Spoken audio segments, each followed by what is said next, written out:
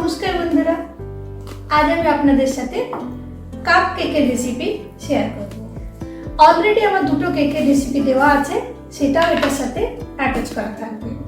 December মাস, এখন আমাদের সবারই একটু কেক খেতে খুবই ইচ্ছে হয়। তো আমি এখানে কেক বানানোর জন্য 1 কাপ ময়দা নিয়ে নিচ্ছি। আপনারা বেশি পরিমাণেও বানাতে পারেন, কিন্তু আমি পুরো রেসিপিটাই 1 কাপ ময়দার পরিমাণে দেখাবো। এখন আমি এর সাথেই দিয়ে দেব হাফ টিস্পুন বেকিং সোডা আর হাফ টিস্পুনের চেয়ে একটু বেশি বেকিং পাউডার। এই একই কাপের মাপে হাফ কাপ আমি দেব কোকো পাউডার। আমি কোকো পাউডারটা ব্যবহার করছি এই ব্র্যান্ডের। দোকানে ইজিলি আপনারা এটা পেয়ে যাবেন। আর বাড়িতে যদি বানান, এরকম কাপ আপনার কাছে না থাকলেও চলবে। অলরেডি আমি বাড়ির উপকরণে কেক বানিয়েছি, সেটা আমি এটার মধ্যে অ্যাটাচ করে দেব। যাই হোক, এখন আমি দিয়ে দিচ্ছি কোকো পাউডারটা এটার মধ্যে। ব্রুয়ের কফি আমি ব্যবহার করছি, সেটাও আমি এখন এটার মধ্যে দিয়ে দেব। আপনারা এটা নাও ব্যবহার করতে পারেন, দিলে টেস্ট আর ফ্লেভারটা ভালো হবে। দিয়ে দিচ্ছি জাস্ট এইটুকু পরিমাণে, মানে 1 চিমটি নুন। আপনারা অন্য কোনো কফিও ব্যবহার করতে পারেন। যাই হোক, এখন আমি সমস্ত শুকনো উপকরণ ভালো করে চালনির মধ্যে দিয়ে চেলে নিচ্ছি। আর যেসব গিল্ট থাকবে উপরে, যেগুলো নিচে পড়বে না, সেগুলো কিন্তু আমাদের ফেলে দিতে হবে। এটা কিন্তু মাস্ট কেক বানানোর জন্য।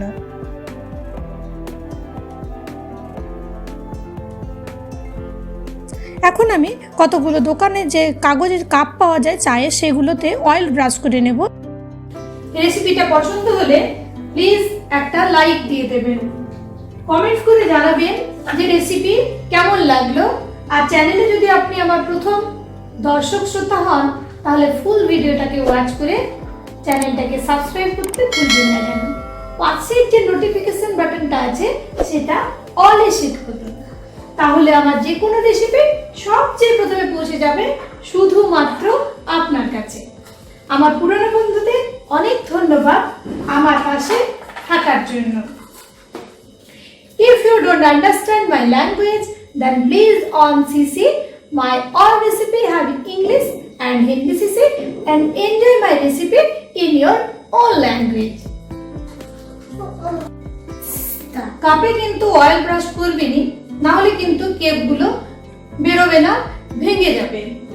আমার অয়েল ব্রাশ কমপ্লিট হয়ে গেছে। আর এমনই নিত্য নতুন রেসিপি পেতে প্রতি সোম, বুধ, শুক্র সন্ধ্যে 6টায় আমার সাথে থাকতে ভুলবেন না যেন। এখন আমি চলে যাব পরবর্তী স্টেপে। আমি এখানে একটা অন্য পাত্র নিয়ে নিয়েছি, সেটার মধ্যে আমি একটা ডিম দিলাম। আপনারা 2টো ডিমও দিতে পারেন, কিন্তু একটা ডিমে হয়ে যাবে। গুড়ের করে রাখা হাফ কাপ আমি এখানে দিলাম চিনি। চিনিটা আপনারা নর্মাল চিনিও দিতে পারেন, কিন্তু এটাতে কাজটা ইজি হবে। এখন আমি ভালো করে এটাকে 5-7 মিনিট ভালো করে ফেটিয়ে নেব। একই দিকে ফেটাবেন, তাহলে দেখবেন একটু পরেই কতটা ফুলে উঠবে জিনিসটা। দেখতে পাচ্ছেন কালারটা চেঞ্জ হয়ে গেছে আর কতটা বেশি হয়ে গেছে ফুলে পরে। এখন আমি এটার মধ্যে দিয়ে দিচ্ছি হাফ কাপ হোয়াইট অয়েল।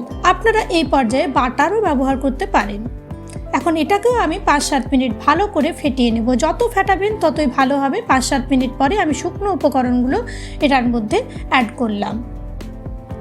আর এইবার আমি আর হ্যান্ড উইস্ক ব্যবহার করছি না, এমনি নর্মাল যে কোনো চামচ বা কিছুর সাহায্যেও আপনি এটাকে ভালো করে মিশিয়ে নিতে পারেন।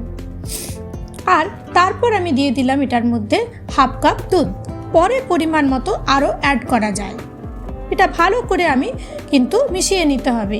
লক্ষ্য রাখবেন যেন ভালো করে মিশ্রণটা তৈরি হয়, কোনো রকম দানা যেন না থাকে। দেখুন ফেটাতে ফেটাতে কালারটা আমাদের চেঞ্জ হতে শুরু করেছে।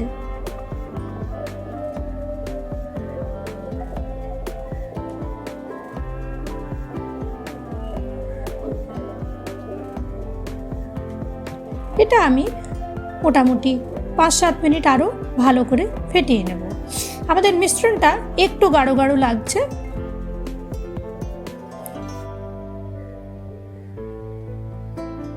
পারফেক্ট এখনো হয়নি, তাই আমি এটার মধ্যে আরও 3 চামচ বড় চামচের দুধ অ্যাড করলাম।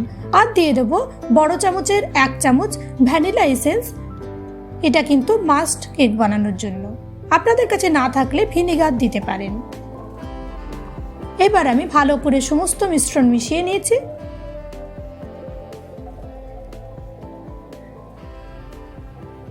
দেখুন, এরকম যখন ফিতের মতো একটা পরতের উপর আরেকটা পরত পড়বে তখন বুঝবেন কেক রেডি, মিশ্রণ রেডি হয়ে গেছে। এদিকে আমি একটা কড়াইয়ের মধ্যে বেশ খানিকটা নুন দিয়ে দিলাম, আর সেই নুনের মধ্যেই আমি একটা স্ট্যান্ড বসিয়ে এটাকে 10 মিনিটের জন্য হাই ফ্লেমে প্রিহিট করে নেব ঢেকে পরে।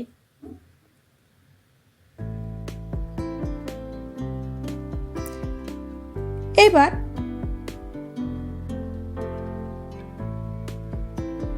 আরও একবার আমি ভালো করে ব্রাশ করে নিয়েছি, আর তারপর অয়েল ব্রাশ করে রাখা কাপগুলোর মধ্যে আমি এখন মিশ্রণটা ঢেলে দিলাম, যেটা আমাদের কেকের মিশ্রণ রেডি করে রেখেছিলাম সেটা। আপনারা আর ফিরে অয়েল নাও ব্রাশ করতে পারেন। দেখুন, পুরোপুরি দেবেন না, এরকম একটু করে দেবেন, অর্ধেকের মাপে দেবেন, কেননা কেকটা আমাদের পরে ফুলে উঠবে।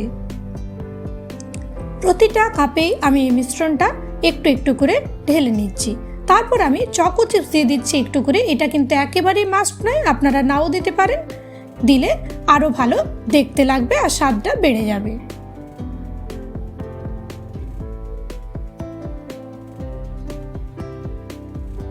এবার আমি প্রতিটা কাপকে একটু ঝাঁকিয়ে ঝাঁকিয়ে আর একটা অ্যালুমিনিয়ামের পাত্রের মধ্যে বসিয়ে নিচ্ছি। আপনারা এটা কোনো থালার মধ্যেও বসিয়ে নিতে পারেন। কোনো রকম লাম্প যেন না থাকে সেটা কিন্তু একটু লক্ষ্য রাখতে হবে।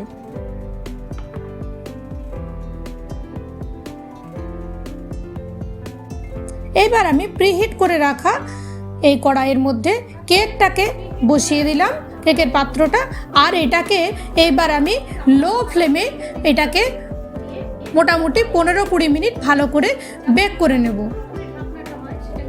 বেক করে নিতে হবে, আর ঢাকনাটা যেন পুরোপুরি এরকমভাবে হয় সেটাও লক্ষ্য রাখতে হবে। 15-20 মিনিট পরে চলুন আমরা দেখি। আমি অলরেডি 1-2টো দেখে নিয়েছি, আপনাদেরও দেখিয়ে দিচ্ছি।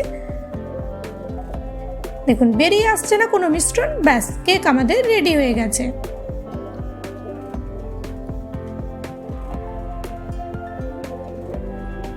এবার আর কি, এরকমভাবেই আপনারাও কেক বানিয়ে রাখুন আর বাড়ির বাচ্চাদের দিন, নিজেরাও এনজয় করে খান।